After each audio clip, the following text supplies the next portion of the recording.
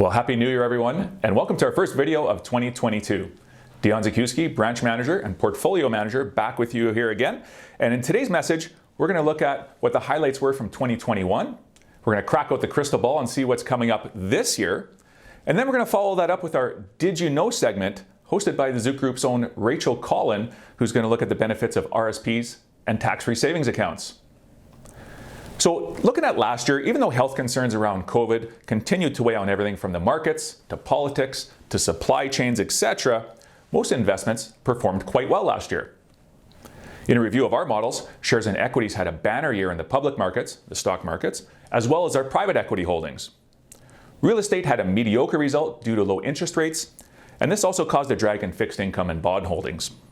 But overall, the risk-adjusted return was solid and ahead of expectations. All right, so we know last year was a good one, but what is the 2022 going to bring for investors?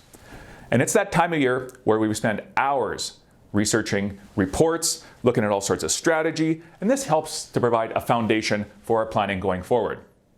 Works a lot better than the old magic 8-ball here. These reports are great. Oh, that's nice. Okay, so we believe, along with Scotia strategists, that global growth will continue in the upcoming year. True, there remain concerns around inflation, COVID variants, and so on, but the underlying fundamentals should overcome this. A good example of market resilience was back in November when Omicron began spreading. Markets pulled back only briefly before going on to make new highs at year end. And you know, a good starting point is to first understand where we are in the business cycle, as shown here. So in looking at the chart, it's predicted that economies in North America may have peaked in relation to growth stemming from the initial downturn a few years ago. However, note that peak growth doesn't mean no growth. Consumer and business spending should remain strong, and market returns should follow as we head towards the late part of the cycle, which is mainly characterized by a rising interest rate environment. Interestingly to note, China has been showing signs of much slower economic activity, so we'll see if that can improve later this year. And there are other reasons to be optimistic on the underlying fundamentals. Growth could be underestimated here, as keep in mind that the world economy still hasn't fully reopened yet. As we have seen lately, there will likely be stutter steps along the way with COVID shutdowns and then subsequent reopenings. But later this year, or into 2023, our strategists believe growth could actually surprise to the upside. Even current estimates for GDP are still around 4% for the coming year, which is double the normal average. Combine this with strong corporate balance sheets and above trend in earnings should all move shares higher. But what about supply chain? What about inflation, you ask? Well, first, with supply chain issues, we discussed this in our last video update, and they do not go away overnight. This will remain in the news for a while. However, data shows that the situation is gradually improving. This will also help with inflation. Now, inflation and its cousin, interest rates, is something to monitor closely. Both the Bank of Canada and the US Federal Reserve have recently stated that interest rate hikes are coming this year, likely around June or so. But is it really something to be scared of? Let's look at some information here. So we were able to pull some data on historical market returns both before and after the first US Federal Reserve interest rate hike. In looking at the S&P 500, which is the American market, and the Canadian TSX, both the numbers for the 6-month after and 12-month after are positive. So there isn't really a lot to be afraid of. In fact, there still should be time for gains.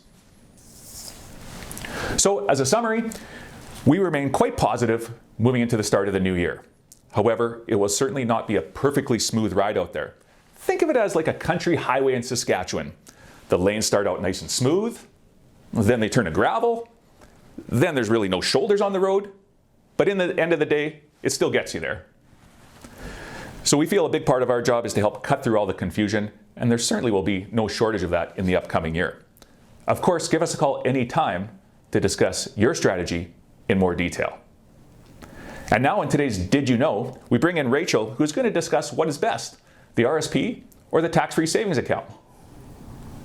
Hello everybody and Happy New Year. Today we're going to get into our Did You Know topic, and that is what is better, the RSP or the tax-free savings account. Now, to better explain that, I'm going to show you an analogy of a house. Picture 2 rooms, one being the RSP and one being the tax-free savings account. Now, while those rooms have very different tax treatment, they have the same furniture inside. Example, cash bonds, our investment profiles here, stocks, and while we know that, we're going to get into the benefits of each room tax-wise. The TFSA was first offered in 2009, so it's an investment account that will allow you to earn investment income tax-free. There's no tax expense upon redemption of the funds, and you also do not add this income to your tax return. There are limits to how much you're allowed to contribute, and we will get to that later. Now, the RSP room. When you deposit into this investment account, you create a deduction in your earned income on your tax return. This could lower your tax bracket, and you'll have the opportunity to see a tax refund. The investment income earned inside of this room is tax deferred, meaning you do not pay tax on this while you are in your accumulation years.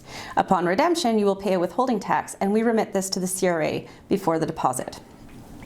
So the limits for 2022. The tax-free savings account added $6,000 this year, making it a total of $81,500 for max contribution. And the maximum contribution into the RSP in 2021, the limit is $27,830, and 2022, the RSP limit is $29,210. That's all for today, folks. Thank you, and have a wonderful week.